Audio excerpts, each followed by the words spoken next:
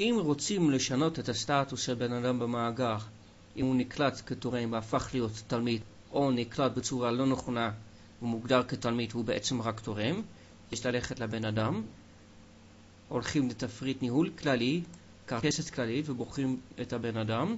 אחר כך, בדפדוף לפי, לוחצים לחץ ליד, ובוחרים בשינוי סטטוס.